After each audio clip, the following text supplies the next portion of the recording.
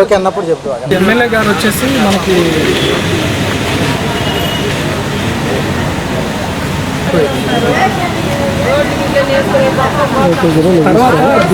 నా పేరు రఘురాములు, సీతారాంపురం మండలం పంచాయతీ ఆఫీస్ దగ్గర మా వీధి. మా కాలనీ ఏర్పడి దాదాపు 70 years అవుతుంది. 70 years నుంచి మాకు ఎటువంటి మౌలిక సదుపాయాలు లేకపోయినప్పటికీ ఈ కూటమి ప్రభుత్వం వచ్చిన తర్వాత మేము మా బాధని శ్రీ కాకర్ల సురేష్ గారి దృష్టికి తీసుకెళ్ళగా ఆయన మాకు సీసీ రోడ్డు మంజూరు చేశారు.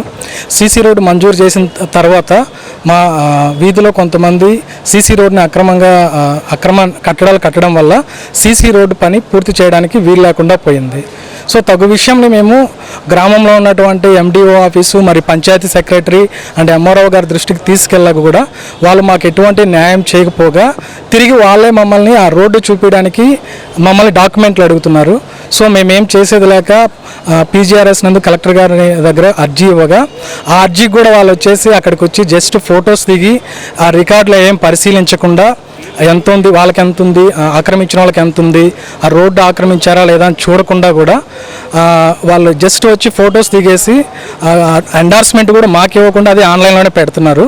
సో ఇది మళ్ళీ మేము ఒకసారి గూగుల్ ఫొటోసు తర్వాత పంచాయతీ రివిజన్ రిజిస్టర్ అని చూస్తే పంచాయతీ రివిజన్ రిజిస్టర్ని కూడా వీళ్ళు అత్యంత దారుణంగా ఇయర్ బై ఇయర్ మార్పులు చేయడం జరిగింది.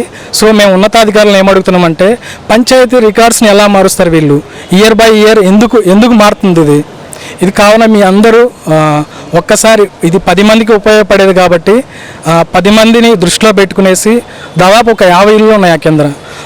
అందుకని అది మీరు ఇవి ఎక్కడ అన్యాయం జరిగిందో చూసి మాకు న్యాయం చేయవలసిందిగా మేము మీడియా ముఖ్యంగా మిమ్మల్ని అభ్యర్థిస్తున్నాం.